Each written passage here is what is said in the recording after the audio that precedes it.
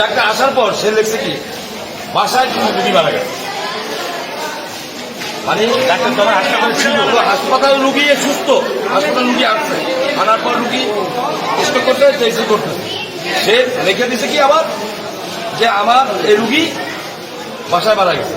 তার মানে কি সে সে যে একটা বোকার, সে ডাক্তার না, সে প্রমাণ করে দিচ্ছে আমার এটা দালাল ইউনিট এবং সে ডায়াগনস্টিক সেন্টারে দালালি করতে গিয়া এই হাসিবার ডিউটি করে, বারবার তাকে ডিউটি করতে দেয় শুধু এই ডায়াগনস্টিক সেন্টার ইয়া করার জন্য।